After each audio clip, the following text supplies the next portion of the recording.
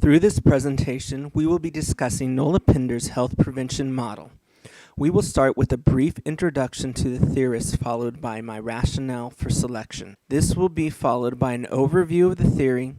Then two ideas we'll discuss are the contributions to nursing and how the model can be used in practice. Lastly, we'll move to an informal critique of the model. The purpose of the model proposed by Nola Pender is to help nurses discover determinants of positive health behaviors so they can counsel patients to help promote the health behavior. Pender noticed a trend in her practice of treating patients with preventable diseases. She noted in a journal article that unhealthy behaviors and poor lifestyles are estimated to be the cause of more than 1/2 of the deaths in the United States of America. The exact number today may be different, but the issue of preventable disease still persists. Pender believes that the benefits of healthy behavior are increased lifespan and quality of life, as well as reduction of healthcare costs. Through my time in hospice, I have seen many patients who have had preventable illnesses. You can't help but ask yourself, what could we have done to save them? I plan to practice in the area of preventative care as a primary care provider. Promotion of optimal health is the ideal way to practice preventable medicine. The patient needs to be properly motivated to want to achieve optimal health. The health promotion model deals directly with preventative medicine and is a tool used to predict positive health behavior. That makes it an ideal component to my future practice. Pender focused her studies on optimal health when she discovered the health belief model. The health belief model puts forth that a person's health behavior is determined by 5 components. The first is perceived susceptibility, which is the likelihood that the person believes they will contract the condition or illness. Perceived severity is the second component, and this is the perception of how the condition or the illness will affect the person. Perceived benefits is the third component. It is the benefits the person believes they will achieve by performing the health behavior. The fourth component is perceived barriers, which are obstacles or daily demands of living that have to be overcome to achieve the health behavior. The last component is self-efficacy, which is the person's belief that they can succeed in achieving the health behavior. The model proposed that a person was more likely to be involved in the health-related behavior if they believed that they had a high likelihood of contracting the illness and the severity of the disease was significant. Pender believed that this model focused too much on negative motivational factors. She instead proposed a model that focused largely on using positive motivation to predict health behavior. The model identifies factors that influence behavior. The nurse works with the patient to discover behaviors and help change them so they can lead to healthy lifestyle. Pender developed the theory because she believed intervention was only being done after people developed health issues. She believed that the prevention is a better option and that it would lead to a better quality of life, an increased lifespan, and saving of healthcare dollars. The theory first appeared in 1982. It was then revisited in 1996 due to empirical findings, changing perspective of the theory. The theory was shifted to behavioral specific influences which are better at predicting behavior. Nola Pender was influenced by more than just the health belief model. She drew from the expectancy value theory. This theory stated that goals that are believed to be possible and valued are acted upon by people to be achieved. Another theory instrumental to the development of the health promotion model is the social cognitive theory. This proposes that there is a working relationship between external factors and internal thoughts and attitude components. So a person needs to change how they think before they can change how they behave. Pender uses 2 more theoretical underpinnings. The first is the patient is viewed as a whole. However, in the context of the whole, parts can be evaluated. Secondly, we interact with the environment and change it to meet our needs. The health promotion model is composed of individual characteristics and experiences, behavior-specific cognitions and effects, and behavioral outcomes. A brief explanation of the model is as follows. People are the sum of their experiences, and their future choices are weighed through perceptions. Current social interactions and competing demands lead to behavioral outcomes. Individual characteristics and experiences consist of two categories. The first category is prior related behavior, which is how similar the behavior is that has been done in the past. The second category is the personal factors, which consist of general demographics. Some of the examples are age, race, health, behavior, or socioeconomic status. These two components are not very modifiable. For example, a person is unable to change their socioeconomic status. Past experiences, good or bad, are what they are. The person already has an understanding of these experiences, and they are not readily changed. Behavior-specific cognitions and effects are predictive of the behavior. They are also the most modifiable. For this reason, they are the most often studied components of the model. As nurses, when we promote a health behavior, we challenge negative thoughts and give education in hopes of promoting positive perceptions. A perceived benefit of action is the understanding of the benefits of the health behavior. Patients are often not knowledgeable of the benefits. As a nurse, we are in a prime position to help educate the patient to change that perception. Perceived barriers to action are the obstacles to achieve the health behavior. These obstacles are subjective and defined by the patient. To help promote the health behavior, a nurse can help the patient reflect upon and evaluate the barriers. Perceived self-efficacy is the person's perceived ability or confidence to be able to achieve the health behaviors. Increase in self-efficacy diminishes the negative perception of barriers and increases the activity-related effects. Because self-efficacy affects other behavior-specific cognitions, it is a strong indicator in predicting whether the patient will be able to obtain the health behavior. The activity-related effect is the subjective feelings or emotions prior to and during the health behavior. This can quickly change if the patient runs up against an unforeseen obstacle or setback. Reflecting on these subjective feelings would be an appropriate nursing action if the patient suddenly stopped performing a health behavior that they were previously performing. The next two behavioral components relate to social interactions. Interpersonal influences are the attitudes or the perceived attitudes of the people who influence the patient towards the health behavior. Situational influences are how the health behavior is perceived to fit into the person's life. The last section is behavioral outcome, or the health-promoting behavior that is trying to be achieved. This is directly influenced by the commitment to a plan of action or the intent to carry out the behavior. The intent can be judged by the person's willingness to identify ways to achieve the behavior. It is also affected by the immediate competing demands and preferences, which can be described as other wants or behaviors that might interrupt the behavior just prior to starting. As you can see in the model, the behavior-specific components are in two groups: perceived thoughts and social influences. There is an interrelationship between perceived barriers to action, self-efficacy, and activity-related effect. The sum of these components is represented in the commitment to the plan of action. Even if the commitment to action is very positive, the behavior could be blocked if there are serious competing demands. The health prevention model has many assumptions which are as follows. People are motivated to affect conditions so they can achieve their health potential. People have the ability to assess their competencies. They are self-aware. People value positive growth. They seek a balance between stability and positive change. People are active in regulating their actions. People affect and are affected by the environment. People are influenced by health professionals. Self-motivation is needed for behavior changes. The health promotion model has multiple theoretical propositions. Most of these propositions are inferred. One proposition that is important to the application of the model is positive beliefs of the health, behavior, self-efficacy, value of behavior, and lack of barriers work synergistically to strengthen each other and promote positive behavior. This means that when the positive influence of one of these increases, it also increases the positive nature of the others. So a person who has an increased value of the health behavior will perceive the barriers as being less than a person who holds a lesser value of the health behavior.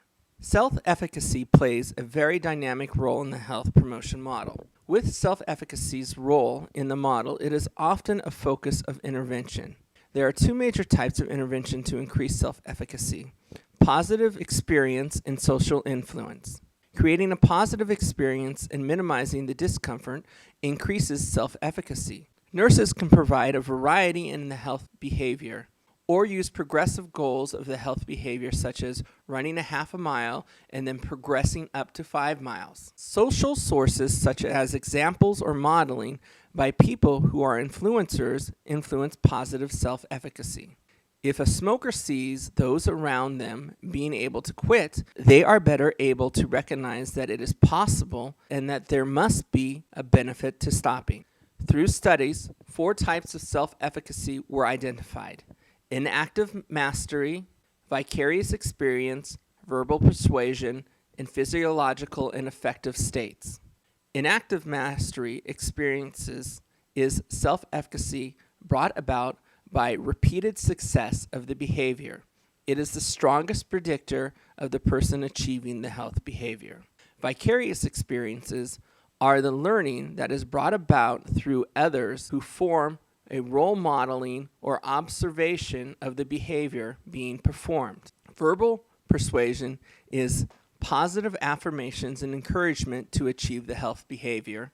Physiological and affective states consist of the mood of the patient, including competing stresses such as pain.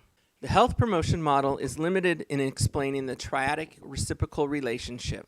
This is the relationship between the self-behavioral specific cognitions and effects of perceived barriers to actions, perceived self-efficacy, and activity-related effect. As mentioned earlier, if one of these components increases, it causes an increase in the others. The mechanism behind this example has not really been explained. While it is reasonable to understand that there is a relationship between these components, we are left to just accept this relationship at face value. The model is focused on a person's perception of efficacy, cognitive capacity, and the idea of health. The socio-political context is underemphasized. Other theories, such as the theory of reasoned actions, emphasize a strong social concept where the patient attempts to maintain a behavior that matches the current social norm. The health promotion model does not adequately address the social influences like families and communities, nor does it specifically address factors of motivation. This is addressed by the interpersonal influences in the model, but is underemphasized when compared to those of other theories of predictive behavior. While the health prevention model has been tested and used in research frequently, many of the research models use limited exercises that would be considered mundane, such as stationary bike or treadmill. This is not a realistic scenario and is oversimplified when compared to the complexity of real-life situations. In addition, the model needs to be used for more than just assessment and research. Information from research needs to be used to implement programs designed towards health promotion. Because of this lack of programs, some believe the model is more representative of health education than health promotion. The last concern about the health promotion model is that it does not take into account the negative consequences of not adopting a health behavior. The major behavioral motivation of the health belief model is related to the avoidance of negative consequences. While the health promotion model was designed to be more positive in nature, it is dismissive to simply ignore such an important factor of predicting behavior.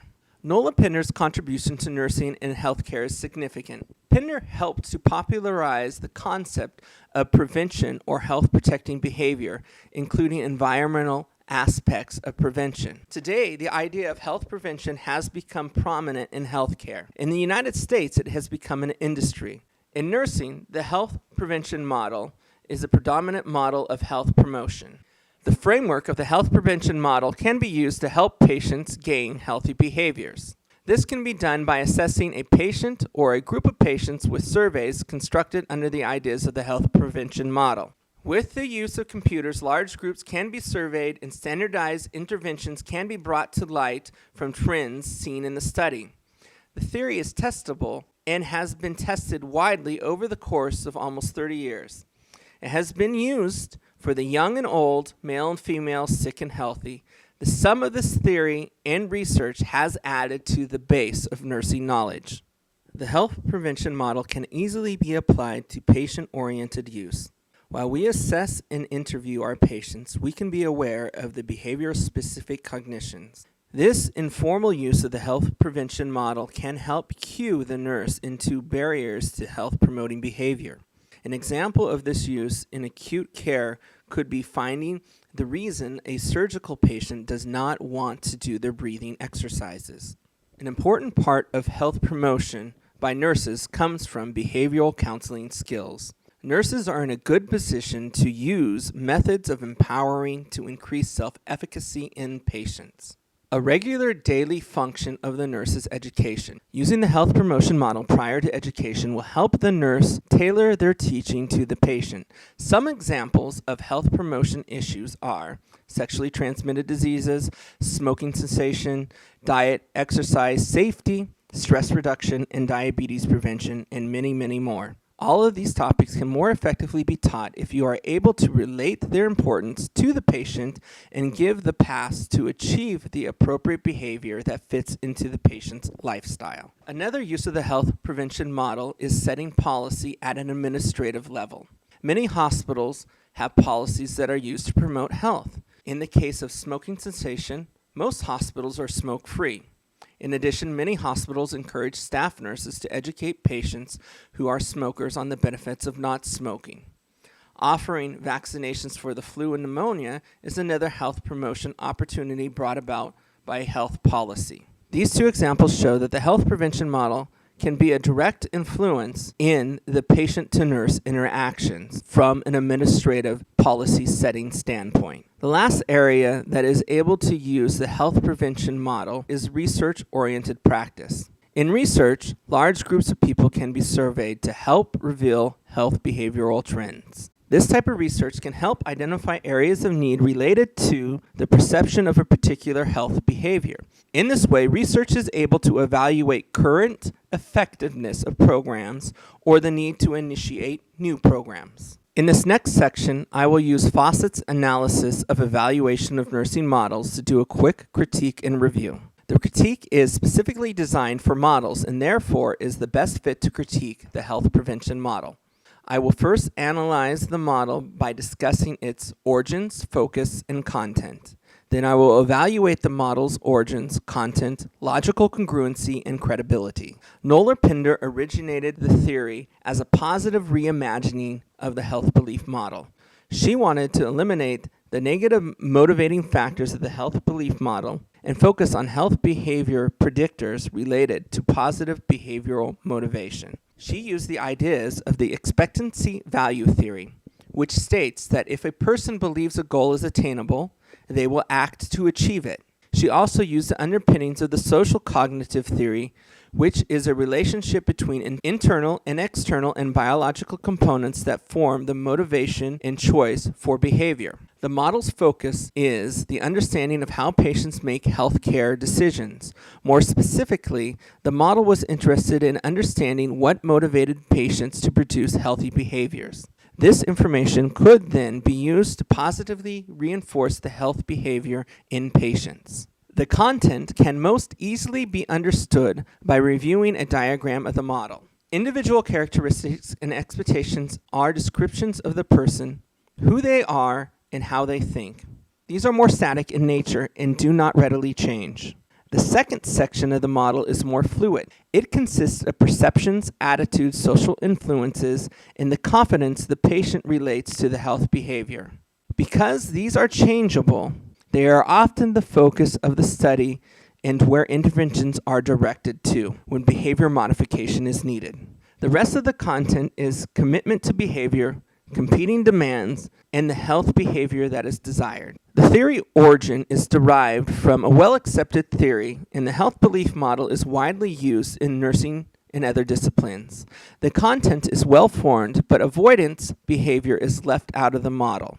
This is a strong motivation factor in the health belief model. While the health prevention model was meant to be positive, ignoring the driving predictor of the health belief model hurts the model instead of improving it. In addition, while social norms are addressed, they are understated with the model focusing largely on perceptions of self-efficacy. The model has a high level of logical congruency. The model flows well and is not overcomplicated like some other models. The model logic is strengthened through the foundations formed from its three underlying theories of origins. The model is very credible, it is widely accepted, and has been tested repeatedly in many different situations over 3 decades. The health prevention model gives us an insight into the motivations behind health behaviors. Unlike other models, predictions and interventions are focused on the positive elements of decision making. The behavior motivation is suggestive of better health, not disease avoidance. This model works well when applied to prevention. It can be used in everyday nursing practice, administrative policy making, and research. Most importantly, the theory is one of the forces that has brought about modern health prevention as a growing trend that will hopefully further increase lifespan and quality of life for many people.